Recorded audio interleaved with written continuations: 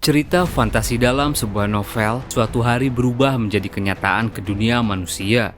Hanya ada satu pembaca novel yang tahu akhir dari skenario, tapi alur skenario berubah berantakan dan ada segudang misteri yang belum terpecahkan. Video ini merupakan kelanjutan cerita dari part sebelumnya. Di cerita sebelumnya, Kim Dokja bertemu Punisher yang selalu menolong penduduk di Demon Realm. Bersama Jung Hyuk, Dokja mengatur rencana sebelum Demon King Selection dimulai. Dokja berencana pergi ke Persmuri mencari sekutu. Jung Hyuk bingung Dokja yang ingin pergi ke Persmurim. Jangan bilang Persmurim yang itu. Dokja menjawab, kau benar, soalnya itu tempat yang paling banyak transcendence-nya. Aku mau minta bantuan Sky Breaking Sword Sign. Jung Hyuk yang mendengar nama itu langsung ketakutan dan keringat dingin. Sejenak Dokja berpikir, Sky Breaking Sword Sign, karakter yang selalu disebutkan orang jika ada pertanyaan siapa transcendent yang paling terkuat di Way of Survival. Terlebih lagi Sky Breaking Sword Sign tidak lain adalah Master Yo Jung Hyuk. Jung Hyuk bertanya, kenapa kau pilih orang itu? Dokja menjawab, dia bukan orang yang terikat dengan ortodoks juga non-ortodoks. Dan kalau kita mau minta bantuan, bukannya jelas mending pilih seorang master? Jung Hyuk menjawab, pokoknya tidak. Kalau aku bilang tidak sebaiknya kau terima, khususnya kalau dia. Dokja menjawab, tidak, kita harus pergi. Aku sudah punya tiket untuk kita. Bio kemudian keluar, sub-skenario baru telah muncul. Dokja tersenyum dan bilang, pikirkan saja baik-baik, meskipun kita kesana tidak untuk mencari Sky Breaking Sword Sign, tetap saja ada banyak hal berguna untuk bisa didapatkan di sana. Sejenak Dokja berpikir, Persmurim adalah tempat berkumpulnya berbagai orang dari skenario ke-20 hingga 40. Kalau kami pergi ke sana di garis waktu ini, pastinya akan ada banyak informasi berguna yang bisa kami manfaatkan.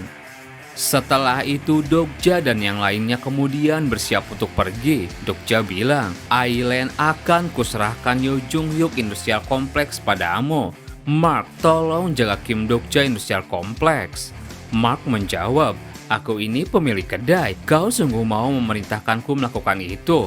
Seseorang tadi undang kemudian datang. Karena semua sudah siap, sebaiknya kita berangkat sekarang. Han Myung-oh mendadak ikut dalam rombongan. Dokja heran, sebenarnya kapan dia mengemasi barangnya? Han bilang lagi, aneh jadinya kalau aku tetap di sini sendirian. Dan kalau soal murim, aku punya pemahaman sangat bagus soal itu. Waktu masih muda, aku banyak membaca novel bertemakan kepahlawanan pendekar bela diri. Dokja sadar sesuatu, sepertinya kurang lebih aku tahu alasan dia mau mengikuti kami. Lebih tepatnya bukan Han Myung-oh yang ingin mengikuti kami, tapi bosnya. Demon King Devil of Lust and Right melihat ke arah Anda. Rasi Demon Lake Judge of Fire menatap Demon King Asmodeus. Dokja dalam hatinya bilang, maaf Uriel, tapi untuk sekarang, kurasa ada baiknya menjaga hubungan baik dengan Asmodeus. Khususnya karena aku tahu perkembangan di regresi ketiga versi revisi. Jung Hyuk lalu bilang, barang bawaan kita terlalu banyak. Hayong membalas sinis, kau ini apa-apa suka mengeluh. Jung Hyuk dibuat kesal. Dokja mencoba menengahi. Sudahlah, ayo kita berangkat. Hayong menjawab, ini pertama kalinya aku pergi keluar Demon Realm. Bio kemudian mengeluarkan sebuah portal dimensi. Mereka berempat lalu masuk ke portal tersebut. Kondisi di Persmurim, terlihat sebuah kastil khas Murim dengan ramai penduduknya. Kemudian penduduk di sana heran melihat portal yang keluar. Dokja dan yang lainnya keluar dari dalam portal tersebut. Hayong bilang, ini bikin mual. Anda telah tiba di Azure Dragon Fortress. Dokja tak melihat Jung Hyuk. Di mana dia? Apa dia kabur karena akan bertemu Sky Breaking Sword Sign? Sejenak Dokja teringat isi novel. Istana Azure Dragon ini adalah salah satu dari 4 benteng besar di Postmortem. Berdasarkan deskripsi Way of Survival, tempat ini juga tergolong benteng terbesar di Postmortem. Rasi Prisoner of the Golden Headband membuat ekspresi tertarik. Beberapa rasi membuat ekspresi merasa nostalgia pada pemandangan di Postmortem. Mereka mulai berjalan-jalan. Hayong bilang, gaya Cina di sini agak kental. Apa biasanya memang seperti ini? Dokja menjawab, soalnya latar belakang kepahlawanan pendekar bela diri berasal dari Morem. Dokja dalam hatinya bilang, bagus karena sudah di sini. Bagaimana kalau sambil icip-icip makanan di Postmortem? Yang paling ingin kucicipi, ayam kuah kaldu yang pedas dan bakpao daging. Menu yang paling banyak dimakan Yo Jung Hyuk di Postmortem. Adegan dia makan bakpao bersama ayam kuah panas sering disebutkan ceritanya. Dan setiap kali aku membaca bagian itu, aku selalu terbawa lapar. Setelah itu mari membeli roti kukus yang harganya cuma 1000 won.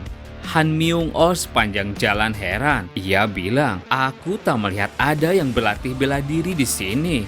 Dokja menjawab, bela diri itu bukan sesuatu yang bisa seenaknya ditunjukkan. Seharusnya kau paham betul itu kalau memang kau sudah membaca 300 volume novel pahlawan pendekar bela diri. Han bilang, tapi di sini pasti ada master bela diri serta pavilion bela diri bukan? Dokja menjawab, tentu saja ada. Han bilang, aku jadi tidak sabar. Sepanjang jalan, Han dibuat bingung dengan gaya orang di Postmortem. Han bertanya, tunggu, aku merasa ada yang aneh. Kenapa ada orang menggunakan celana jeans dan juga earphone? Dokja menjawab, memangnya ada larangan pendekar menggunakan celana jeans? Han bilang lagi, bukannya seharusnya di periode waktu Cina sekarang tidak ada celana jeans? Dokja bilang, kemungkinan mereka itu turis seperti kita. Aku mengerti kau membayangkan apa, tapi memang begini Murim akhir-akhir ini. Han merasa kecewa, ini bukan Murim yang dipikiranku.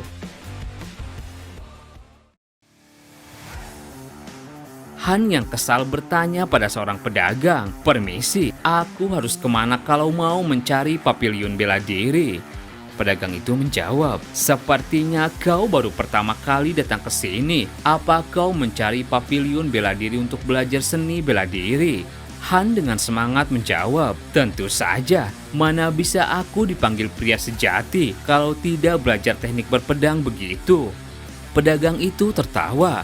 Sepertinya kau sudah salah paham soal sesuatu. Belakangan ini orang-orang tidak belajar seni bela diri di pavilion bela diri. Karakter Chuguk Myung telah mengaktifkan Bergaining level 4. Pedagang itu mulai membujuk. Metode pengajaran seni bela diri tradisional yang penuh perhatian hanya digunakan di tempat pedesaan seperti Murim ke-100. Zaman sekarang tak ada yang belajar bela diri seperti itu. Han bertanya, lalu zaman sekarang bagaimana cara mempelajarinya? Pedagang itu kemudian mengeluarkan sesuatu. Zaman sekarang kami menggunakan ini. Terlihat alat-alat modern seperti kaset dan MP3 dijual di sana. Pedagang itu bilang lagi, ini sudah menjadi tren di kalangan tuan muda zaman sekarang. Semua ini barang terkenal yang konon dapat mengubah siapapun menjadi master bela diri tingkat pertama. Kalau didengar selama 1000 kali setiap hari, apa kau tidak pernah melihat para pemuda di sana berjalan dengan mendengarkan earphone? Han Myung-oh dan Hayong terlihat antusias. Dokja dalam hatinya bilang, kalau dipikir-pikir, hal semacam itu juga sudah berada di popularitas puncaknya saat di Postmortem sekitar waktu tertentu. Hal-hal seperti menstimulasi alam bawah sadar agar menguasai bela diri tanpa berlatih dan bisa dengan santai mendengarkan itu kapanpun. Pedagang itu bilang, jangan banyak disentuh kalau tidak mau beli, itu benda mahal. Hayong bertanya, apa benda semacam ini bisa membuat kita menjadi master? Pedagang itu memperlihatkan sesuatu. Kau tidak lihat ulasan di sini. Semuanya adalah produk yang tersertifikasi oleh agensi profesional. Han bertanya, kalau begitu berapa harganya? Dari belakang terdengar suara, kalau siapapun bisa menjadi master dengan mendengarkan sampah itu, Postmortem jelas tak akan pernah hancur. Ternyata itu adalah Jung Hyuk. Sejenak Dokja teringat isi novel. Kehancuran Pasmorim yang Jung Hyuk sebutkan adalah skenario yang belum pernah terjadi. Itu tragedi yang akan terjadi beberapa tahun lagi berdasarkan dari cerita novel. Tentu saja bagi pria yang sudah menyaksikan segalanya di regresi sebelumnya, masa depan yang akan datang juga menjadi masa lalu baginya. Dokja bilang, jangan buang-buang uang untuk hal seperti ini. Seharusnya kalian tahu tidak bisa menjadi kuat dengan sampah seperti ini. Kita kesini bukan untuk jalan-jalan santai. Jung Hyuk terlihat membawa sesuatu, bakpao. Jung Hyuk dengan lahap memakannya. Jung Hyuk bilang, saat ini ada total 3 hidden piece yang bisa ditemukan di Pasmorim. Pertama, buku bela diri Sang Annihilation Emperor. Kedua, pedang Black Heavenly Demon dari Black Demon Spirit. Dan yang ketiga, Pil Demon Soul dari sekte Blood Demonic. Pedagang di sana tertawa. Buku bela diri Annihilation Emperor, pedang Black Heavenly Demon juga pil itu. Tidak aku sangka masih ada orang yang mencari hal-hal semacam itu. Bangun nak. Itu cuma legenda, semuanya sudah menghilang sewaktu zaman Murim lama. Dokja tak mendengar perkataan si pedagang dan bilang, pertama, sekalipun pil Demon Soul kita dapatkan dari Blood Demonic, kegunaannya itu terbatas. Kamu memang bisa menyerapnya, tapi yang lain bisa menderita penyimpangan ki kalau dimakan dengan cara yang salah. Kedua, buku bela diri Annihilation Emperor, itu sangat sulit didapatkan, memang bisa. Tapi kita tidak bisa berlama-lama di sini. Yang terakhir, pedang Heavenly Demon dari Black Demon Spirit. Aku punya asumsi kalau kau mau mendapatkannya karena pedangmu hancur. Tapi apa kau lupa ada senjata lainnya yang lebih mudah didapatkan dan punya performa yang melebihi itu? Jung Hyuk sadar sesuatu. Kau sungguh berniat ke sana. Dokja menjawab, kau benar. Kali ini kekuatan Sky Breaking Sword Sign itu penting. Jung Hyuk bilang, aku tak akan pergi. Dokja menjawab, lakukan sesukamu, tapi kau masih akan memandu kami sampai ke pavilion bela diri Sky Breaking Sword Sign bukan? Mendengar percakapan mereka, pedagang itu heran. Sky Breaking Sword Sign. Pedagang itu kemudian mengambil dagangannya. Cukup, kembalikan. Siapa sangka ada orang yang masih mau berpegang pada cara lama. Semoga perjalanan sulit kalian membuahkan hasil. Kemudian mereka melanjutkan perjalanan. Han yang heran bertanya, maksud dia apa bilang begitu? Dokja menjawab, kepala departemen katamu kau suka Murim lama, berarti kau beruntung. Orang yang mau kita datangi sekarang adalah satu-satunya yang menganut metode lama. Hingga pada akhirnya mereka tiba di suatu tempat yang kumuh. Jung Hyuk langsung naik ke atas pohon. Aku hanya bisa mengantar sampai sejauh ini. Dokja dalam hatinya bilang, dia benar-benar tidak ingin menemuinya. Jung Hyuk kemudian pergi. Han bilang, tempat ini tidak bagus. Dokja menjawab, seorang master yang mengasingkan diri cenderung tinggal di tempat yang lusuh. Hayong menjawab, orang yang memberikan seni bela dirinya pada aku, bukankah dia ada di sini juga? Dokja baru sadar itu. Benar juga, Jang Hayong mendapatkan immortal body milik Sky Breaking Sword Sign melalui The Wall. Padahal dia bukan tipikal orang yang mau mengajari seni bela diri pada sembarang orang. Dokja mulai mengetuk pintu. Sky Breaking Sword Sign, apa kau ada di dalam? Kami kesini karena membutuhkan bantuan. Suasana hening, tak ada jawaban. Dokja langsung membuka pintu sendiri. Tak ada jawaban, ku anggap setuju sebagai jawaban. Kemudian di halaman depan, mereka melihat seekor anjing yang sedang tidur santai. Anjing itu lalu terbangun melihat kedatangan mereka. Hayong heran, apa dia membesarkan anjing? Han bilang, apa jangan-jangan anjing ini Sky Breaking Sword Sign? Sejenak Dokja teringat isi novel. Memiliki bulu hitam dan mata coklat, anjing penjaga yang menjaga kediaman terpencil sambil berbaring elegan layaknya manusia. Anjing itu muridnya Sky Breaking Sword Sign bernama Sky Breaking Divine Supereigen.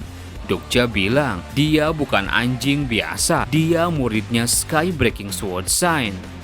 Han heran, murid katamu, orang mana yang menerima anjing sebagai murid?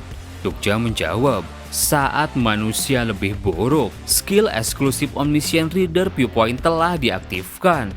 Dokja sejenak berpikir, bagaimana kalau ternyata ada anjing yang telah mengamati pendekar terkuat di Postmurim sejak lama sekali? Bagaimana kalau anjing itu mulai meniru pemiliknya? Fable The Dog Near a School for 3 Year Can Recite Putri telah mulai menceritakan kisahnya.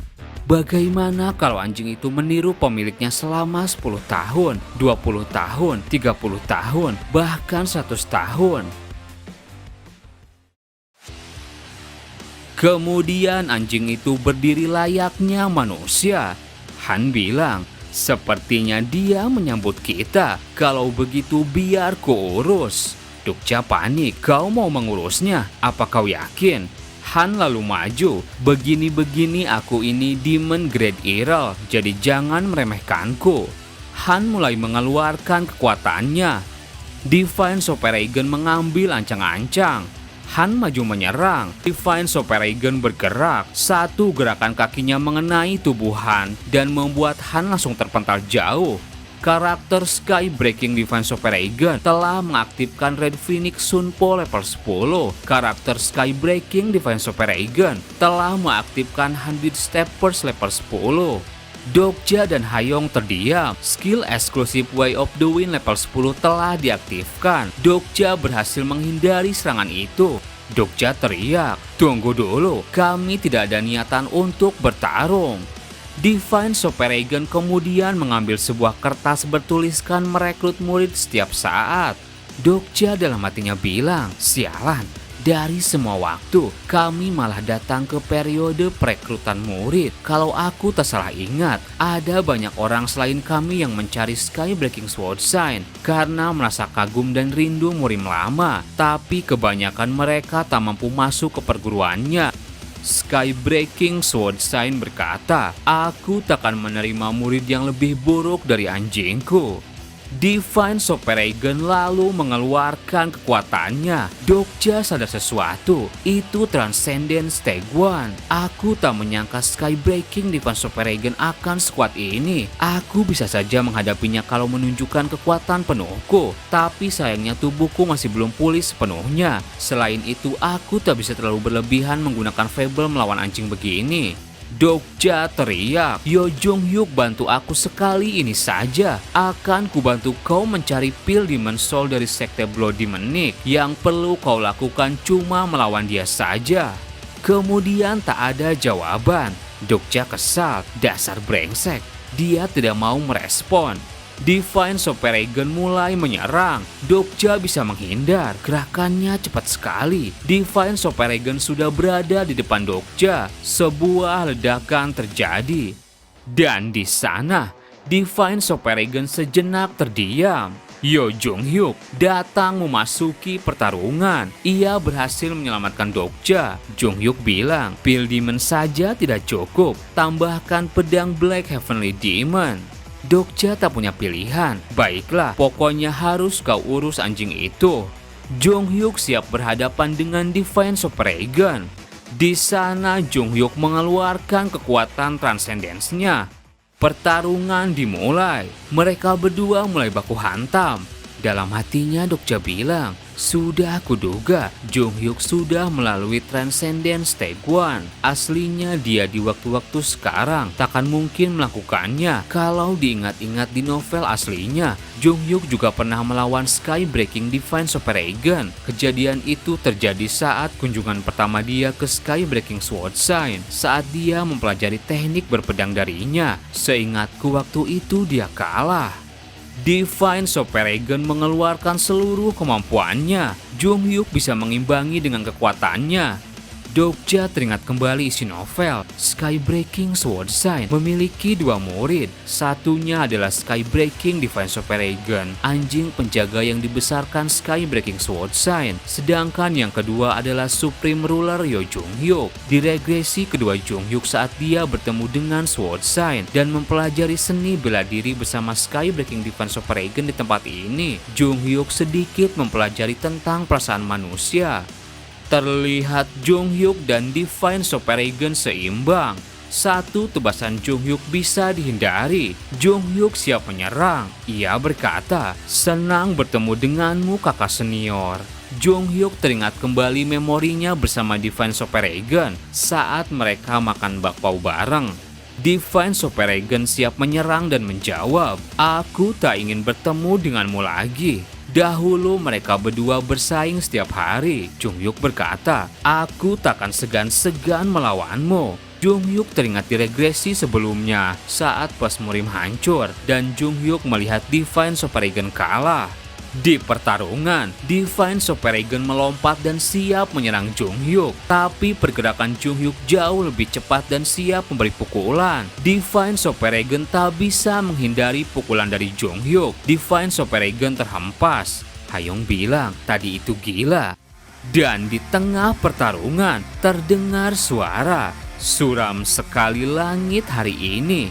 Apa ada semacam pertunjukan terjadi?" Dokja merinding merasakan energi dari sosok yang berdiri di belakangnya. Rasi Prisoner of the Golden Headband terkejut. Rasi Demon Like Judge of Fire menunjukkan rasa keingintahuan. Dokja menengok sambil ketakutan. "Sejak kapan dia berdiri di belakangku? Dia adalah salah satu dari Transcendent, The Way of Survival, Sky Breaking Sword Sign." Terima kasih buat teman-teman yang udah nonton video ini sampai habis. Mohon maaf jika ada salah. Admin pamit dan sampai jumpa di video berikutnya.